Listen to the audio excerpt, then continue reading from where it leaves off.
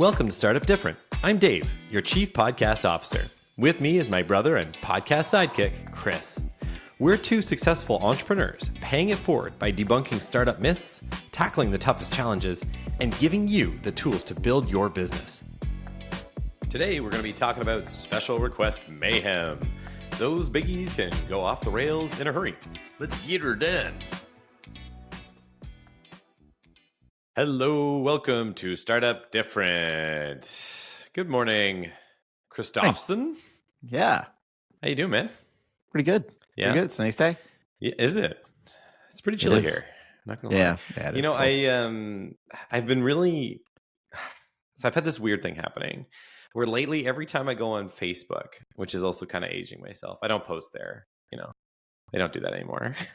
It's basically just for the group so we can, have an easy way to talk to grandma. But every time I go on there now, I've been like really algorithmically like circled on these video game car crash simulations. Oh, yeah. It's awesome. I can't stop watching them. They're unbelievable. It's hours of entertainment, What do you get on Facebook? I always wonder about this. Anna gets a totally different set of things. What do you get? Yeah, I think I'm getting a lot of like, actually kind of similar. I get like videos of like stunts of like motorcycle stunts, and Nice. I don't even ride a motorcycle. It's gotta be like mostly the Tom Cruise stunt, right? Maybe that was in the, I don't know, the reels or the shorts or something. Well, I mean, like you that, wanted to be Tom Cruise for a while, except for the whole Scientology thing. But other than that, you definitely wanted to be Tom Cruise. I guess. I don't know. Yeah, he's cool. Like, you love Top Gun. Yeah, like not that much though. I don't know. What? Maybe. No, dude, the new Top Gun was like made for you. That was a Chris Sinkinson kind of movie for sure. Right. But I really wanted to be the starting quarterback for the Buffalo Bills. Yeah, so, we've already established that. I mean, there's no movie about that though, Yeah, exactly. Maybe there is. And I know that there's like hoop dreams for basketball, right? It's kind of interesting. It's like, kids being like really young trying to become like basketball players. But is there any like equivalent for football? Like, I don't know. Air Bud, the dog. I think that's about a dog, actually, I think isn't it? Yeah, and I think actually it might be basketball. Golden Receiver, I think, is the subtitle of that. I don't know. I couldn't think of anything else. Maybe like, is there an Adam Sandler movie? Like, Longest Yard. Yeah, Longest Yard. Yeah, but that's about a bunch of guys in prison who become football players. We're like the replacements. That's kind of more along. Is that football though? Yeah, it's football. Right? Yeah, it is. I feel like there was an era there where there was like a ton of football movies that came out kind of all around the same time. But yeah. Anyways, we're dating ourselves. Yeah, I know we digress. But I mean, speaking of football, today we're going to be talking about special requests. So this is kind of interesting, and I think this is a really strong Chris topic. Although this is also something I actively dealt with during literally every single year of our business. Every year we come around and we would have kind of like the biggie, a big project or a big thing that we had to focus on for a really marquee customer that, we had to really make happy. And it was challenging. It's very, very difficult.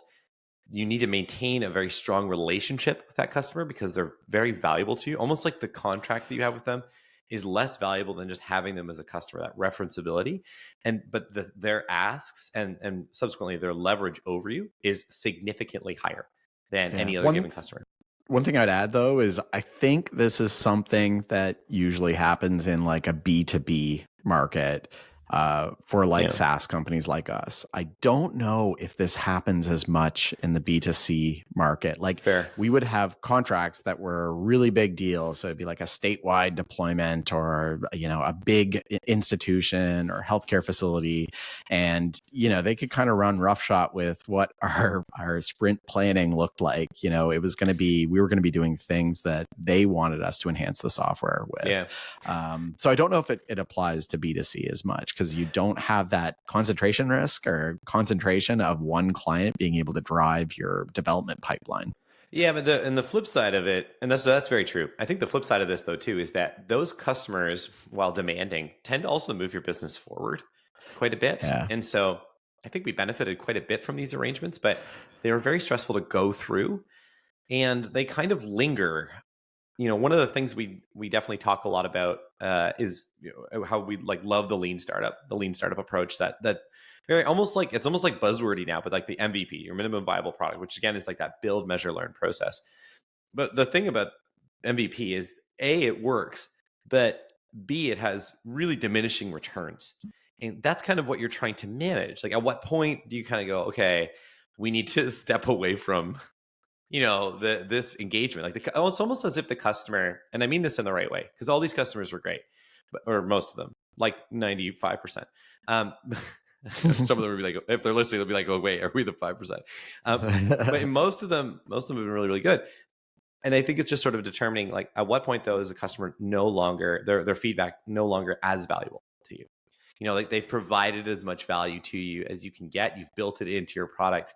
And now you kind of need to be like, okay, you're not as special anymore. And that's a real challenge. So I think that's part of this process, is expectations as well as the literal technical work.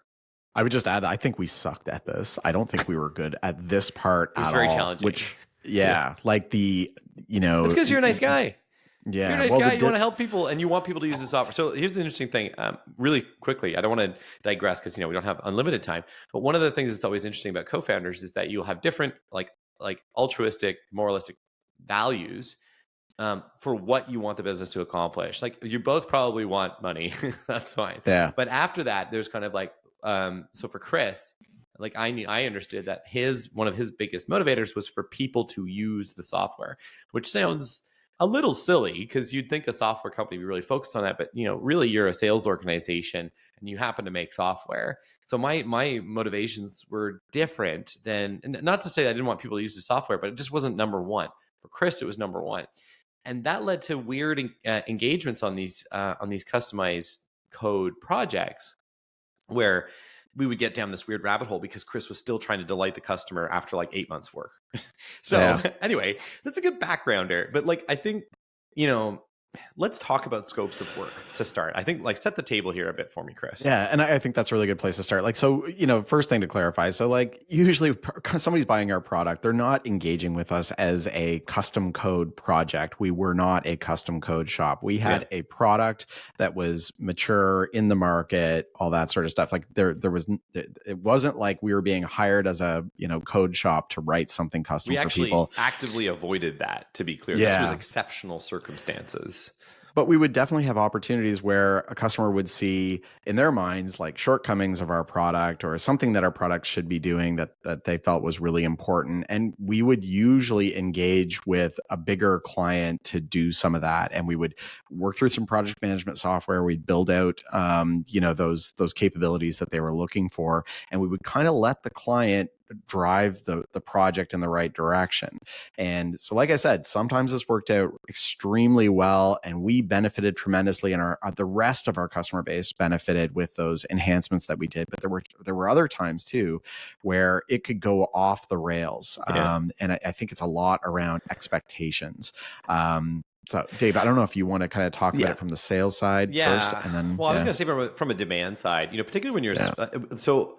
The smaller you are, like the earlier on you are, I shouldn't say smaller because your company doesn't have to be big to be like legit or anything like that. But when the earlier on you are, the more disproportionately important these customers become. And they may be also either in a new product category that you want to expand into, that's where you really need that marquee client, or they could be your first major client, or they could be in a new industry or vertical, depending on what terminology you like to use. But basically they're in a new industry and you want to expand into that industry.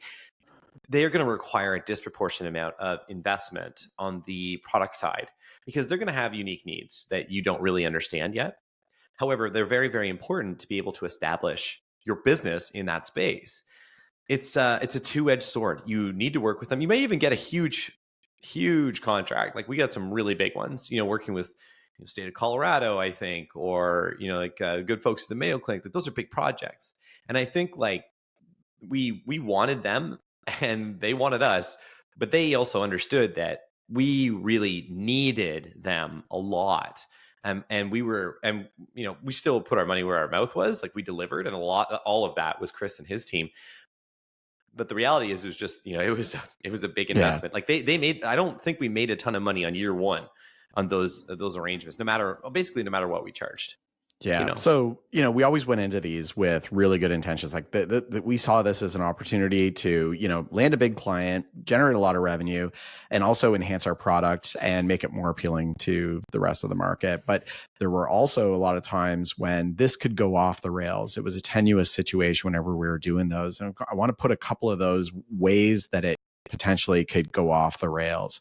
I think when I think about myself, I always had a really hard time saying no. Okay. And I don't think there's any time, like you're going to have a scope of work. When you land a big contract, there's going to be, okay, these are the enhancements that we want with this thing.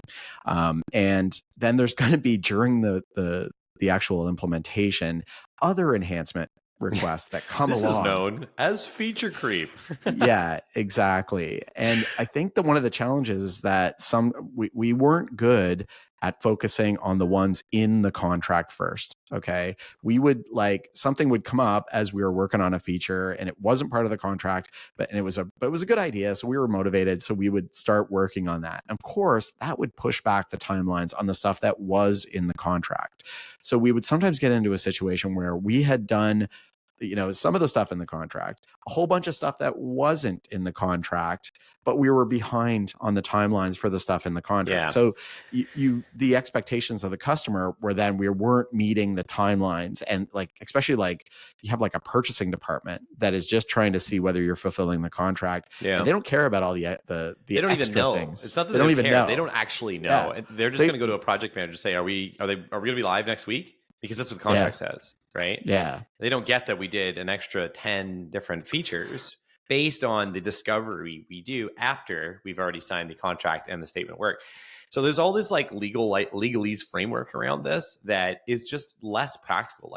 To actually be an effective and frankly more agile and helpful software company, which is what you need to do in the earlier days, or even as a smaller company, or depending if that's your style or your value prop that you bring to the table. You better be able to kind of do this nuanced dance where you can learn about what the customer needs. You have a set of features that you're going to build, but you have to understand that you might actually have to change the scope in kind of a more casual way than a big change request. Or, I kind of think of contractors. If you've had work done on your house, you get a big project, I don't know, you're doing your kitchen or something like that. You usually have a statement of work. It's going to be X, Y, or Z. And then if you want to change anything, it's a huge pain. And it's because they don't want to change anything. But you can't do that as a small company. As a small company, you've got to be willing to go after those changes and really delight that customer in a way that they won't get with any other vendor. Otherwise, you're just one of many, right? You need to be exceptional. So I think the thing that I learned after having gone through this a bunch of times and kind of making that mistake where I had taken on additional special requests that weren't part of the contract during the implementation phase, the thing I learned was I think what you need to do it's easier said than done, but you're in the middle of a project, you're working on something from the contract. Customer comes to you with, hey, it would be really great if you could also do this part, related to this. And I think you say, hey, that's a great idea. We've got a contract though that has this scope of work. So what I want to do is I want to take that idea that you have and we're going to put it on this list of additional things that we want to look at doing. And we're going to deal with those as soon as we have buttoned up everything in the contract. And then we're going to circle back for additional things. So that way we've got the contract, we met the criteria, we can put that aside, and then we can come back to some of those nice to have things later on. And I think if you explain in those terms to the client, sometimes it goes over really well. Sometimes they're like, oh, but you're right in there. It would be so easy. And well, it's really hard. They think that. Yeah. Especially if you're delivering really quickly, they think it's easy for you to do that stuff. They don't know you're working all night and all weekend on it to try and keep up with them.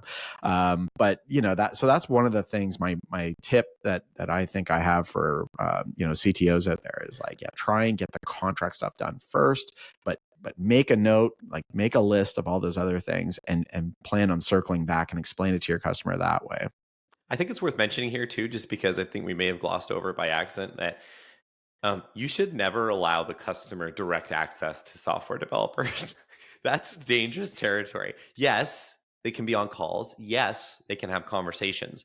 But as the non-technical human in the house, you're going to want to kind of be a bit of a linebacker, You know what I mean? Or maybe like a offensive tackle. So you're blocking. Okay, you need to block. So if the develop, so here's the thing, and Chris is here, so I can say this. But if Chris heard everything that the customer actually wanted, it was never a question of, could we or couldn't we? It was a question of, when would you like it? And that's problematic. You actually need to control and understand each request that the customer's giving you.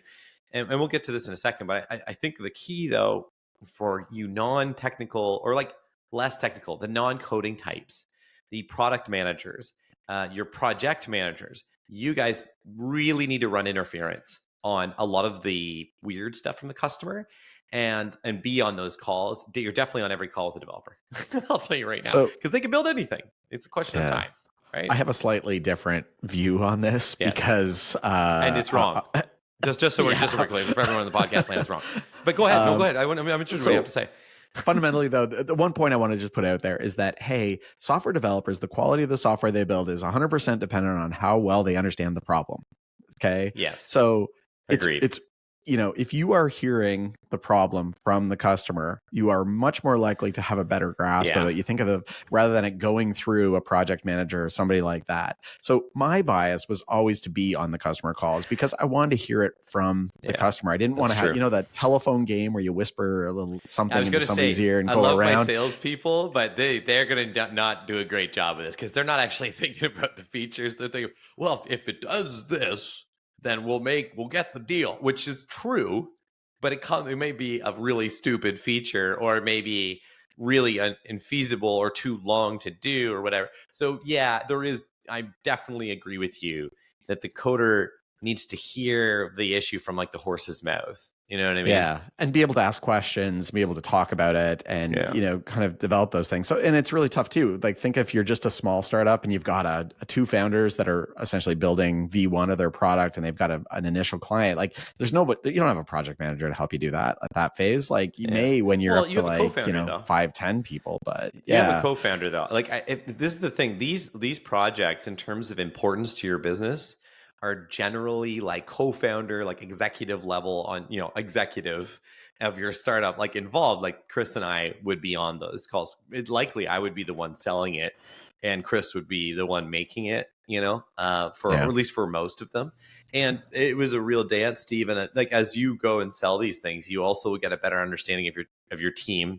So Chris's capabilities so that you could understand how to pitch something effectively.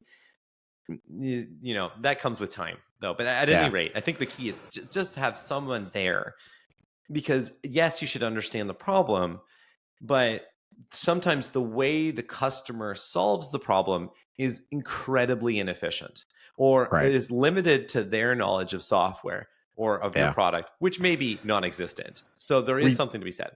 We've definitely built some terrible Orphan features that the customer was convinced was going to be broadly applicable just for the to studio everybody. Audience, and Orphan features are features that you make them and that you can't resell them to any other customers or market. You never want this. There is something about validation of these ideas. You didn't do a good enough job validating or later selling that idea.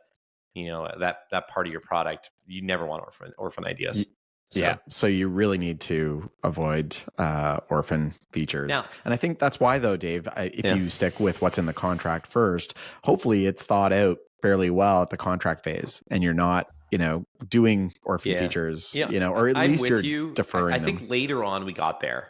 Early on, we never did that well enough. We built a ton of stuff that was like one client was using that feature and then had to support it because they kept using that feature. The legacy codes problem. I think part of it though was like we were just trying to figure out like where is the market going, and so sometimes you build something because you have a hunch and it doesn't pan out. Like it's not the end of the world, but it is a little frustrating, that's for sure. But I think this is kind of a dovetails into a good, next point about how these special like requests they do help your business. For one thing, they're going to give you insight into the industry and the market that you're exposed to.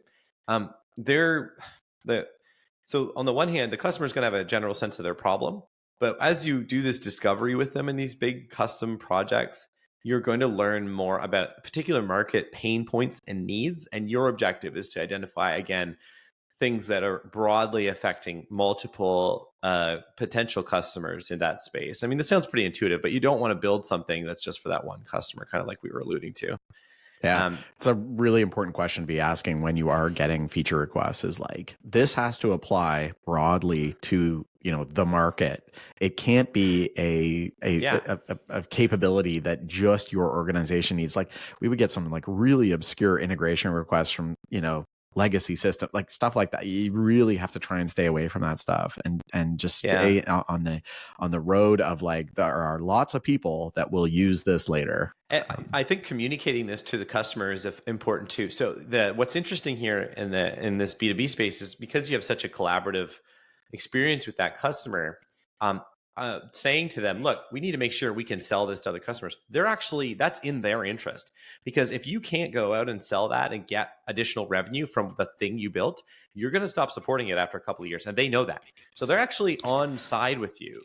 They don't want a product or a feature that's going to be generally viewed as an orphan in a couple of years. So there is something to consider there, that they're actually on side. Be forthcoming with them, and you'll be in a much better place as you develop this piece. I want to make the point too that sometimes, your customer doesn't understand your product fully when they're going through the implementation, and they have like a partial view of what your product does and how it works, and they sometimes see like, oh, there's a gap, there's a feature missing that we need, and it's not actually a gap. It's just that they haven't seen the entire scope of your product yet. They don't have a comfort level with it.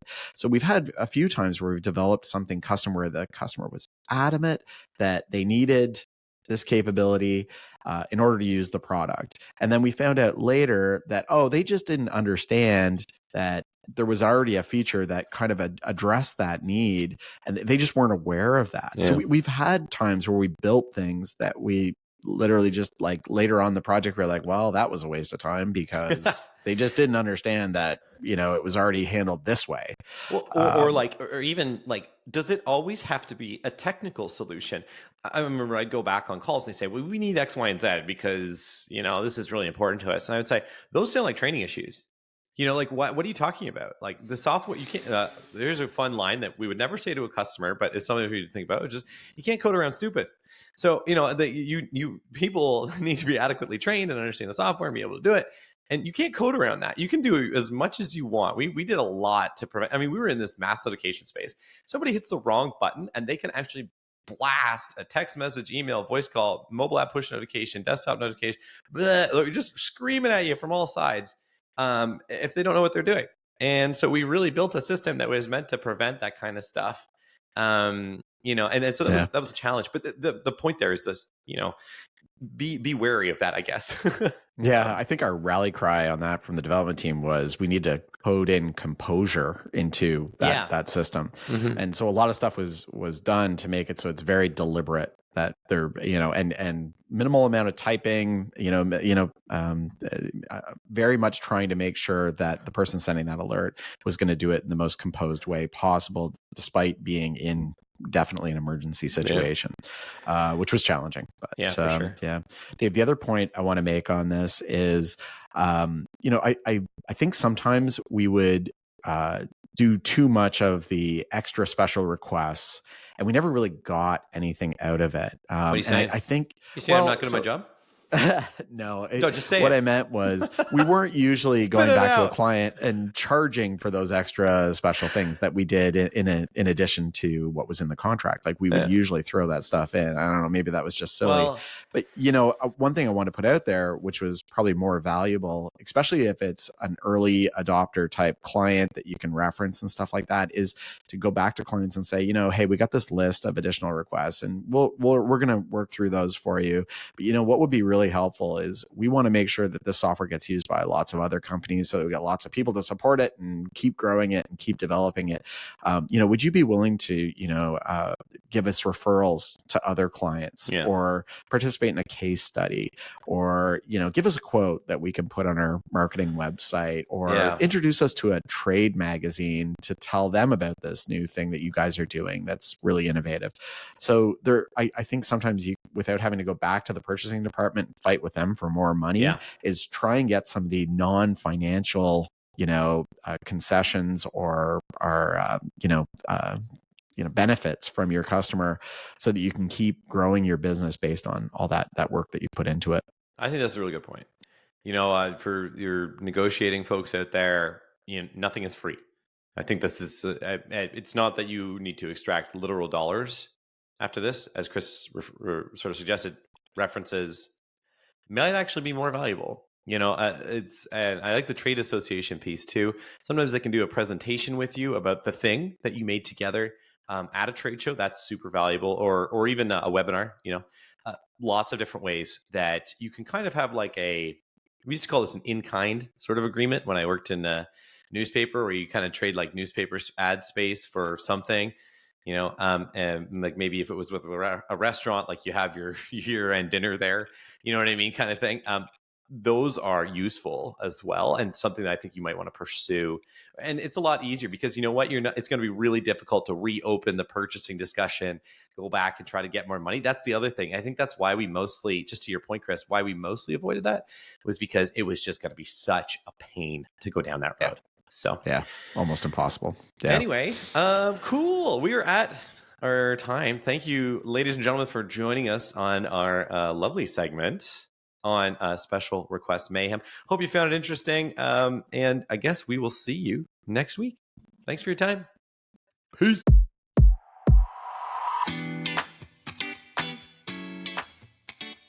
Thanks for joining us. If you like what you heard, subscribe to and rate Startup Different in your favorite podcast app. If you want to see our radio faces, check us out on YouTube at Startup Different and look us up on social. We're probably there if you are. And lastly, do you want to feature your startup on the show? Reach out via our website, startupdifferent.com. See you next time.